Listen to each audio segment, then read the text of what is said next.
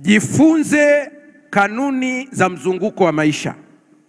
Najua hii nimesema ziko 3 lakini nakimbizana na muda, kwa hiyo zingine nitazimalizia baadaye. Nataka niguse vitu muhimu. Jifunze kanuni muhimu za maisha.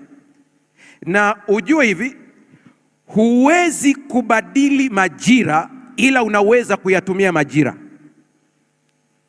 Watu wa Mungu, tuko sawa sawa hapo Hata ile fungu ambalo tunalisoma kwenye Danieli, naye akaazimu kubadili majira na sheria. Kuna saa tunampa mnyama kichwa ambacho sio cha kwake. Kasome vizuri lile andiko. Andiko alisemi atabadili, aliazimu. Azima na kutekeleza ni vitu vili tofauti. Aliazimu kubadili majira na sheria, lakini hakuweza kubadilisha. Mungu ndiye ambaye anaweza kubadilisha majira. Sasa tufanyeje hapa? Katika majira ya maisha yako yote, kuna kanuni inaitwa 7-7. Ni kanuni ya Yusufu. Ikariri kwenye maisha itakutoa. 7-7 ni nini? Kuna miaka 7 ya shibe na kuna miaka 7 ya nini? Piga ua lazima itokee. Mungu kumuonyesha tafsiri Yusufu hakubadilisha miaka, ila alileta hekima ya kutumia. Haleluya. Ukifanikiwa kiuchumi, jua kuna ambaye anakuja pacha wake, anaitwa hasara. Huwa wanafuatana. Hawa hawaachani. Na hapa hakuna habari ya kufunga na kuomba, havina uhusiano. Mungu hakumwambia Yusufu, nawe umwambie Farao aingie kwenye maombi ya siku 10 ili kuzuia njaa. Kuna saa unakemea pepo ambaye hayupo. Watu wangu wanaangamia kwa kukosa nini? Asa pasta, hapa tufanyeje? Ukiwa kwenye position yoyote, madaraka uliopewa, ujue kuna siku yataondoka. Hiyo ni sheria ya asili. Sasa ufanyeje? Fuata kanuni ya Yesu.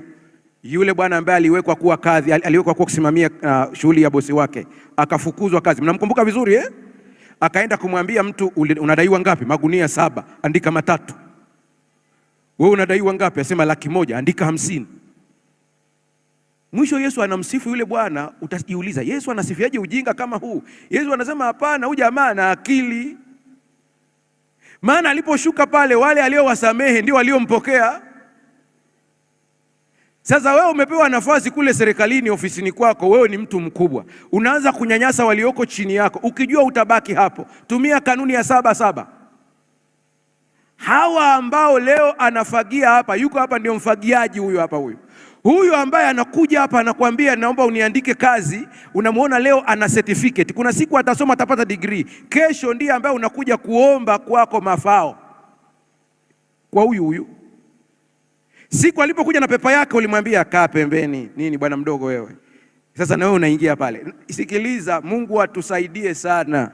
7-7 itakuokoa. Siku ukiwa chini, hawa ndio wakikuona nasema wakati nakuja kuajiriwa aliniita mpaka akaniombea. Alikuombea? Sema ndio. Njoo mzee, kaa hapa mzee. Wanapewa oda wale wadogo, mleteni mzee chai.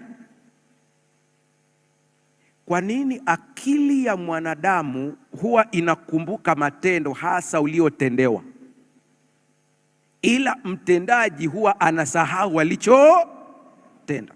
Njoo kwenye uchumi. Usiwe mjinga kwenye uchumi. Ukipata pesa zitaondoka. Tunza kwa ajili ya wakati wa njaa. Haleluya. Wekeza vitu vinavyoeleweka, sio mihemko. Chunguzeni sana. Nawaomba samahani, naongea tu kisaikolojia. Chunguzeni sana miradi ambayo watu wameungana kuwekeza wengi. Njoni muiangalie progress yake. Mgogoro sio kwamba ile miradi haifai, ni saikolojia. Hasa ikiwa na watu wanaoitwa Waadventista. Sasa kwa nini pastor? Ni wataalamu wa lesson. Mkitaka mtoboe, chagueni mtu mmoja ambaye ana uwezo wa mradi, mpeni utawala, nyie wote mwe shareholders, msiwe decision makers. Mkiweka uhuru wa watu kufanya maamuzi kwenye mradi, kila mmoja ana akili yake. Tuanze na mahindi. Mkasema mahindi ufuta. Ufuta kama Wasabato wanachambua mpaka picha ya kwenye lesoni.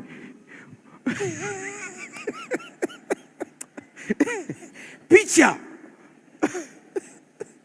Watu wanavutana kwenye picha hapo. Hasema ubao wa malaika uligeukia hivi.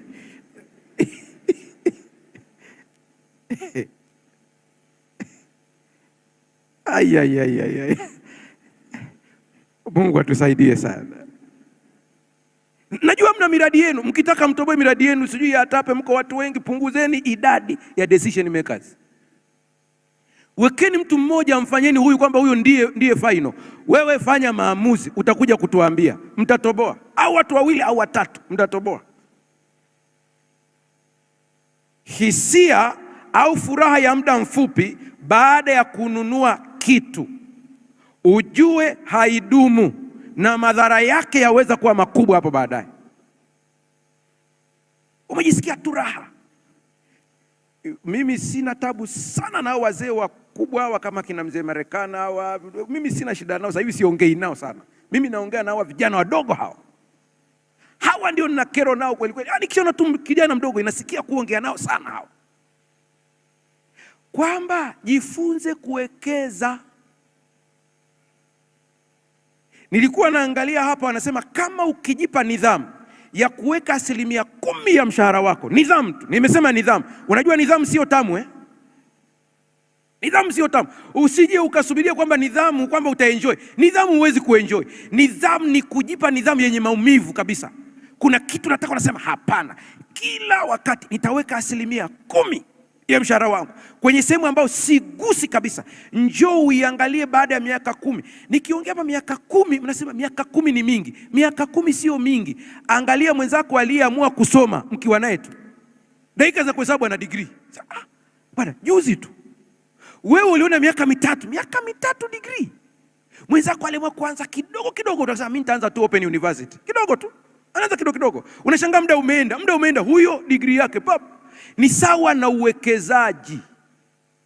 Mabankers mlioko hapa, mimi nayeongea hapa mbele ni mtu wa theolojia na saikolojia. Msinihukumu kwa mambo ya banking, lakini mnisikilize katika hili, mtaliongeza kitaalamu kuliko mimi. Kuweka milioni 10 kwenye benki ikakaa miaka 5 ni ujinga. Sijasema ni upumbavu. Ni ujinga. Ni ujinga kwa sababu ile pesa kule ulikoiweka, hata kama kuna karate wanakupa, kale karate ukipima na kile ambacho kinaingizwa na wao ni kikubwa kweli kweli.